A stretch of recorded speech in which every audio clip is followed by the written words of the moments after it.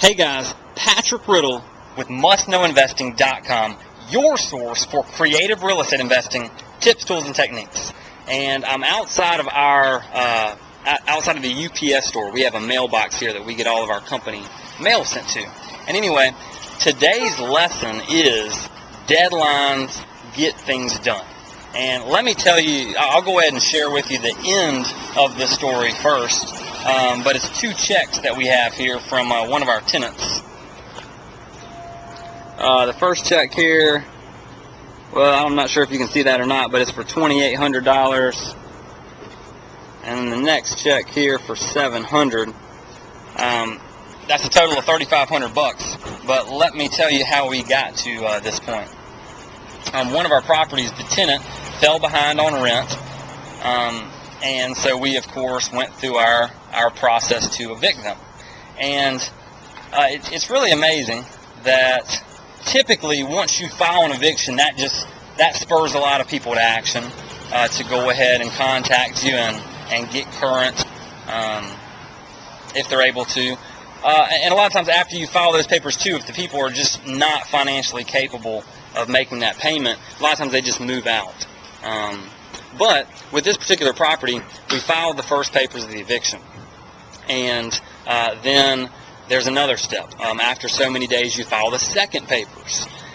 And with this magistrate, it's a new thing. I'm not sure what they're doing, but this particular magistrate's office, they even have now a third set of papers that you file right before you put them out. And so we're going through the eviction process with this tenant. It's our goal just to get them back on track if we can, because we don't want a vacant property. But our rule is you got to pay to stay. That's it.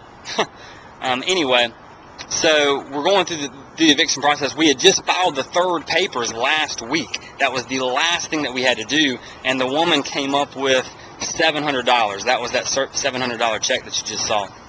But that wasn't going to cut it because she owes us $3,500. And I was not going to stop the eviction, stop putting her out for that kind of money.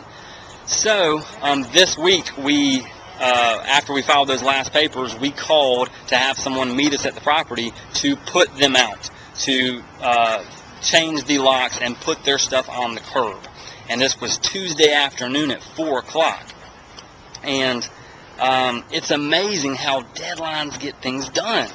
That this whole time we're going through this process, doing our best to collect the funds to keep her in the property, and she can't come up with them, can't come up with them. We're at her property to change the locks and put them out, start hauling their stuff to the curb, and she walks up with that other check for $2,800. And together, that was the $3,500 that was owed.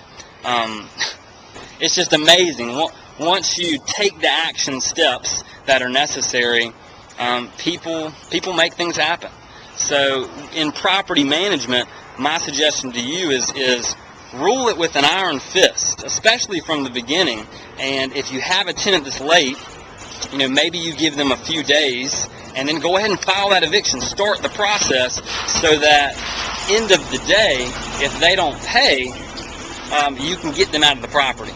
And that's how we do it. As soon as someone is 5 days late, we've already called them, we've already mailed out a letter, and we're filing that eviction to start the process.